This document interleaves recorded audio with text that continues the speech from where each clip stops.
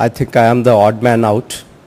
Since all the predecessors before me, they were all young presenters, I am the only person with the gray hairs.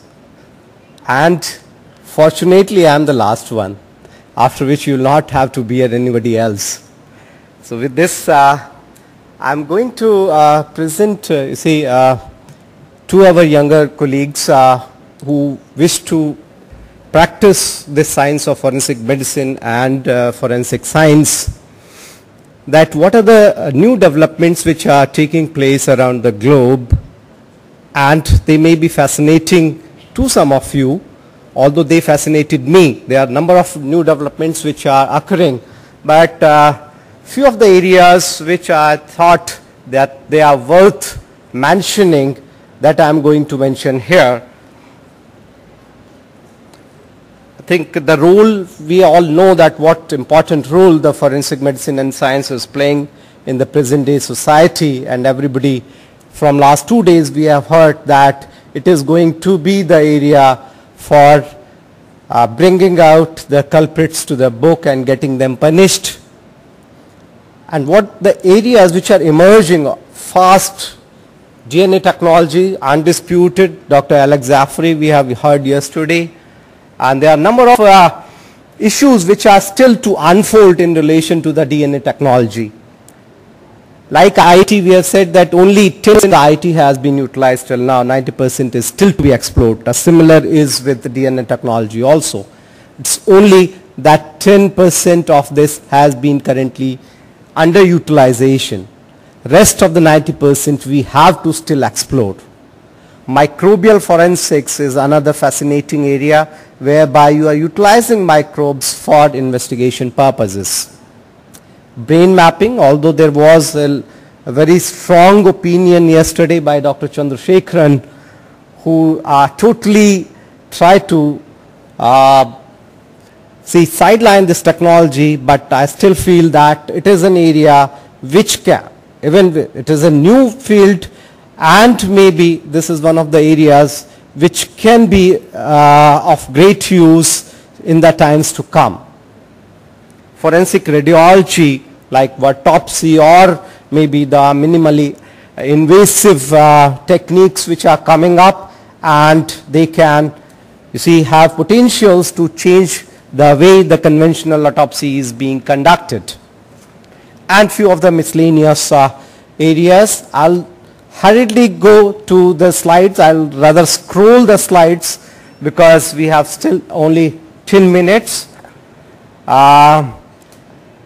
And the problems are also with the DNA technology, that is authentication of the forensic DNA samples is an area that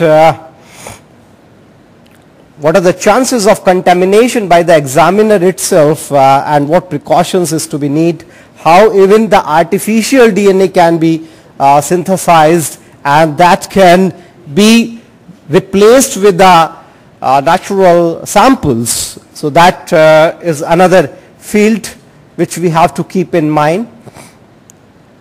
Now that scientists say that it can be fabricated, it can be changed. Then coming to what Dr. Alex has yesterday told, that Sir Alex Zafry's or Sir's predecessor of Dr. Jafry's, by identification with the DNA, that can also be possible.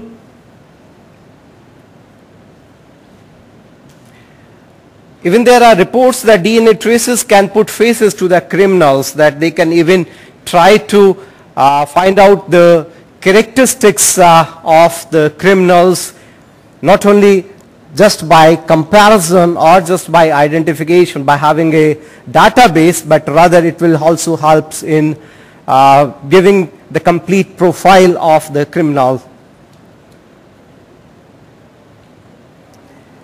There are even reports that if a criminal goes, or if any person goes to the scene of the crime, just by their presence, its DNA through some of the biological means, maybe through coughing or sneezing, and that small amount can also be picked up.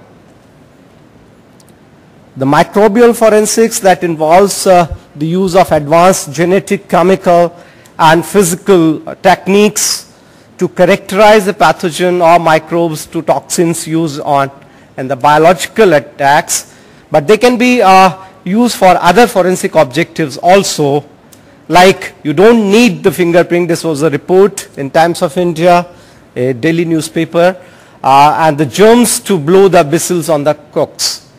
So even the microbial flora that is present on the hands of an individual, it is said to be unique, and even while washing it reappears after a few hours. So that's if we can identify that what are the microbial flora which is peculiar to a particular person, we can identify through that also.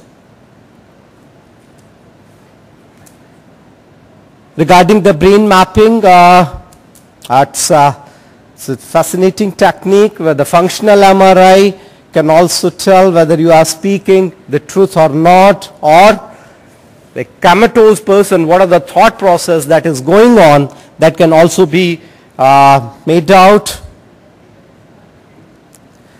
Whether you are doing subtractions or additions, the changes which are seen in the functional MRIs.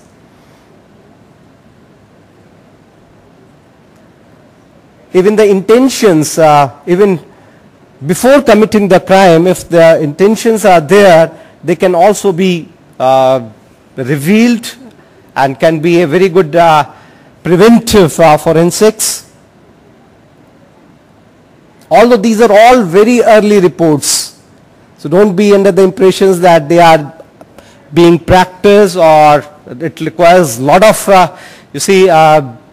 research and a lot of literature before they can be put into practice. And the handwriting of a liar, whether he is telling the truth or not, that can also tell us by going through the few pieces of handwritings. Radiology, ultrasounds, CT, MRI, they are being increasingly used nowadays. Even these are a few of the pictures which we have. This is a palate injury through MRI. Another bullet injury, digital X-rays, OPGs. Then another development is automatic detection of spermatozoa through laser capture manipulation. And as you know that in cases of sexual crimes, if the seminal stains are very small, then it becomes quite difficult to take out the samples, and laser captured microdissection can be of help to us.